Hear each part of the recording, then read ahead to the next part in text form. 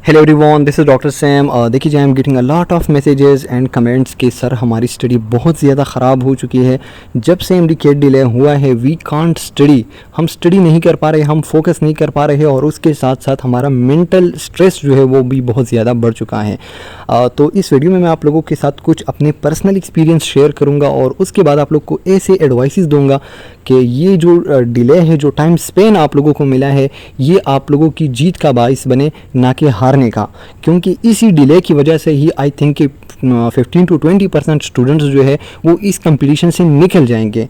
ठीक है, तो आप लोगों ने बिल्कुल स्ट्रॉन्ग रहना है। किस तरह स्ट्रॉन्ग रहना है, तो let me explain my own story and then I will advise you something. ठीक है, देखिए जी, हमारे टाइम में भी कुछ ऐसा ही हुआ था। एक दफ़ा हमने पूरी तैयारी की, टेस्ट देने गए तो बारिश आ गई, बारिश की वजह से लेट हो गया। दूसरी दफ़ा हमें ना टाइम बहुत ज़्यादा मिल गया, मतलब 1 महीने का टाइम हमें मिल गया। 1 महीने का टाइम जब हमें मिला तो मुझे ऐसा लग रहा था ना, जब मैं वापस आ रहा था यार, मैं दिल ही दिल में बड़ा खुश हुआ कि यार मुझे 1 महीने का टाइम मिला और इस महीने के अंदर ना मैं पूरी कोर्स स्कोर करूँगा, जो मतलब मैंने पहले नहीं किया। ठीक है, अब हुआ क्या, उम्मीद मेरी क्या थी, लेकिन उस महीने के अंदर मेरी स्टडी बहुत ज़्यादा ख़राब हो चुकी थी, बहुत ज़्यादा ख़राब, हद से ज़्यादा ख़राब हो चुकी थी। मैंने उसी लेवल से मैंने नहीं पढ़ा, अलबत्ता जो स्टडी मैंने की थी वो भी मुझसे तकरीबन बहुत सारी चीज़ें उसमें भूल गई। ठीक है, दूसरी दफ़ा जब मैं टेस्ट देने गया तो यार उसमें ना टेस्ट हमने दे दिया, खुशी खुशी वापस आ गए। देखा फेसबुक पे तो कह रहे थे कि ये लीक्ड पेपर था, पेपर ऑलरेडी लीक हो चुका था, इसी वजह से पेपर को कैंसिल कर दिया गया है और आप लोगों ने तीसरी दफ़ा टेस्ट देना है। तो उसी तीसरी दफ़ा में 1 आध महीने का दोबारा से डिले हो गया। तो अब ना तीसरी दफ़ा जब मुझे डिले मिल गया ना, तो बस मैंने सोचा बस अब तो पक्का पढ़ूंगा। ये 1-2 आध महीना है ना, बस इसमें ना मैं बिल्कुल इस दफ़ा तो बस अपने साथ इतने पक्के पक्के प्रॉमिस के, मतलब कि इंशाल्लाह मैं तो पढ़ूंगा। क्या हो गया कि वापस आके ना उसी तरह का ही लेवल रहा, मतलब सेकंड टाइम से भी मेरी स्टडी गिर गई। ठीक है, और उसी स्टडी तो एक बात, लेकिन टेंशन इतनी ज़्यादा बढ़ गई, मतलब जो मेरा लेवल था, जब ज़ाहिर बात है ना, जब आप अपने लेवल से गिर जाते हैं, जब आप स्टडी नहीं कर पाते तो आपका जो डिप्रेशन और एंजाइटी है ना वो बहुत ज़्यादा बढ़ जाती है, इंसान ना बहुत ज़्यादा ख़राब हो जाता है।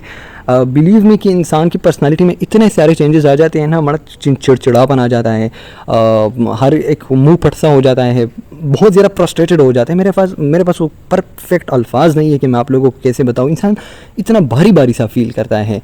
पता है, जब हम ना सुबह बैठ जाते हैं और हम पढ़ना स्टार्ट कर देते हैं, रात तक हम पढ़ लेते हैं, ठीक है, तो क्या हो जाता है, हम जिस्मानी तौर पे बहुत ज़्यादा मतलब थक जाते हैं, लेकिन अंदर से ना एक खुशी की फीलिंग आती है। ठीक है, लेकिन जब हम अपना टाइम वेस्ट करते हैं ना, टाइम वेस्ट करते हैं, तो हम ना अंदर से कुछ भारी भारी से हो जाते हैं। दो कि हमारा सिस्टम, हमारी बॉडी ना, बहुत बॉडी जो है वो फिज़िकली रिलैक्स रहती है, लेकिन मेंटली थक जाती है। तो अगर आप ऐसे ही करेंगे जिस तरह मेरा सीन हुआ था, तो फिर आप बिल्कुल कंपटीशन का हिस्सा नहीं रहेंगे और हर एक दफ़ा से दूसरी दफ़ा आपके मार्क्स जो है, आपका लेवल जो है वो गिर जाएगा। क्योंकि ये जो बार बार ना आपको मेंटल टॉर्चर मिल रहा है, ये सब आपकी कंपटीशन का हिस्सा है। क्योंकि इन चीज़ों की वजह से, ये जो टॉर्चर है, इसी की वजह से ही बहुत सारे स्टूडेंट्स इस कंपटीशन से निकल जाते हैं।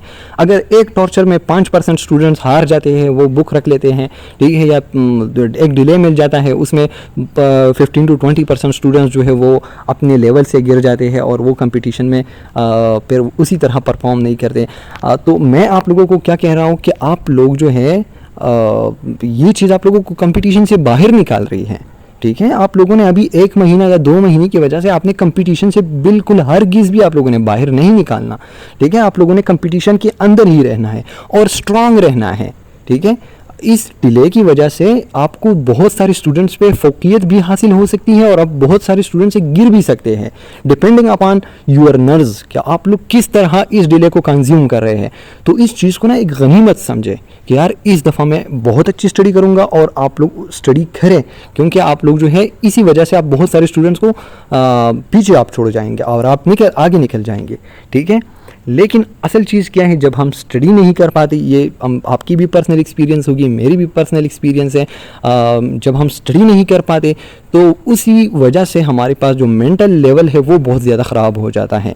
पता है कि हम ना, मतलब मेरा तो सीन यही रहता है, जब मैं सुबह बैठ जाता हूँ ना स्टडी, और मैं रात तक मैं कंटिन्यूअस मतलब बीच बीच में ब्रेक लेके मैं पढ़ता रहता हूँ, तो मुझे ना जिस्मानी तौर पे मुझे बहुत ज़्यादा थकावट हो जाती है, लेकिन जो अंदर से ना मुझे बहुत ज़्यादा हल्का हल्का सा और बहुत खुशी सी महसूस हो जाती है कि यार आज का दिन जो है वो बहुत ज़बरदस्त गया। तो आप हर एक दिन आप ऐसा स्टडी करें कि आज का दिन जो है ये बस मैंने स्टडी करनी है, फिर कल सुबह आप लोग एक नई उम्मीद के साथ बिल्कुल फ्रेश होके कि बस ये लास्ट दिन है, फिर नेक्स्ट दिन ये मेरा लास्ट है। हर एक स्टडी मतलब आपके पास ज़्यादा से ज़्यादा 60 डेज़ होंगे, चलो मैंने 60 डेज़ कह दिया, 45 डेज़ होंगे, तो हर एक दिन आप एक नए रिफ़्रेशमेंट के साथ उठा करें और आप लोग उसी दिन को ही आखिरी दिन समझ के स्टडी करें, ठीक है। इतनी अगर आप लोग इसी तरह स्टडी करेंगे, क्योंकि देखिए जी अगर 45 दिन है और आप लोग आगे की 45-50 साल की ज़िंदगी उस पर आप लोगों के डिपेंड रहती है ना, और इंसान के दिल में, मैं ये नहीं कह रहा कि मेडिकल से अच्छी भी फील्ड है, लेकिन दरअसल बात यह कि आप लोगों के दिल में ये जो आप लोगों की विश है ये आपसे अधूरा रह जाएगा, आप लोग जो है ये नहीं कर पाएंगे।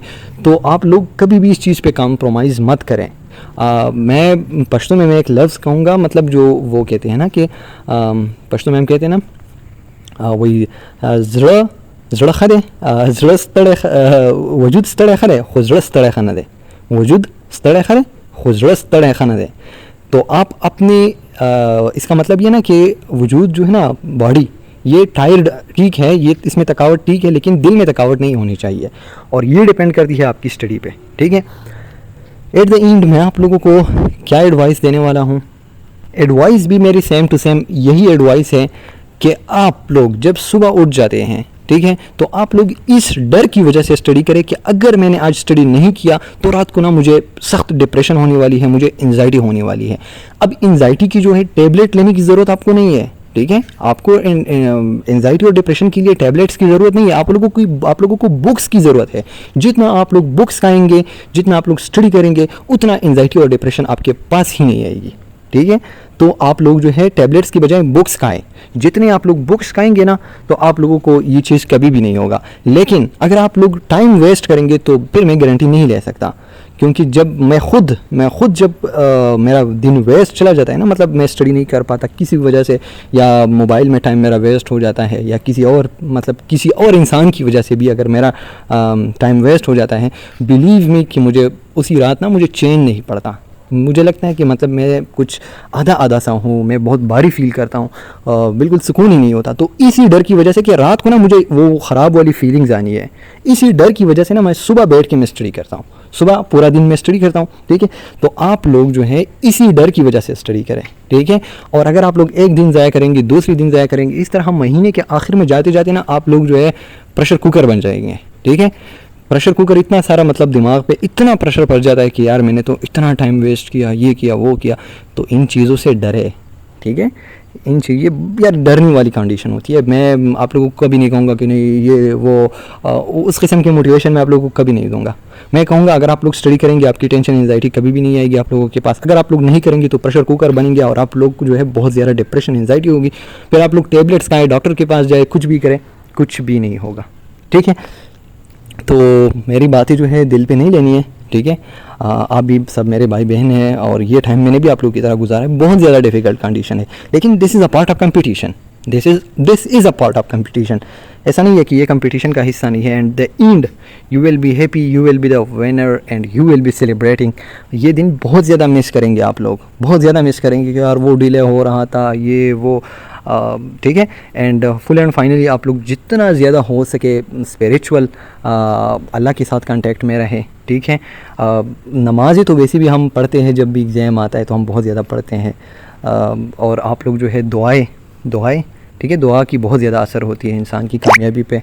तो आप लोग जो है ज़रूर अपना नमाज is the best time table. बहुत सारे स्टूडेंट कह रहे हैं कि सर टाइम टेबल ये वो, मैं हमेशा इस पे बिलीव करता हूँ ना, अगर आप लोग नमाज़ पढ़ेंगे ना तो एक नमाज़ और दूसरी नमाज़ के टाइम पे जो गैप होता है ना, उसमें आप लोग एक बुक पढ़े तो ये भी एक अच्छा टाइम टेबल है। आप लोगों ने ना नेचर ने खुद एक टाइम टेबल बनाया हुआ है, साथ में आप लोग को रेस्ट का टाइम भी मिल जाता है। उसमें इंसान जो है ना एक दूसरी तरफ मुतवज्जा हो के बहुत ज़्यादा इंसान सुकून में आ जाता है।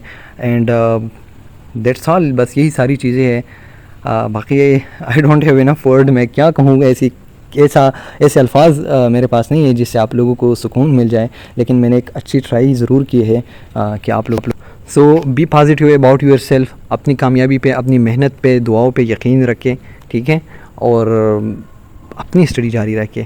Thank you so much, thanks for listening, thank you so much, अल्लाह हाफिज़।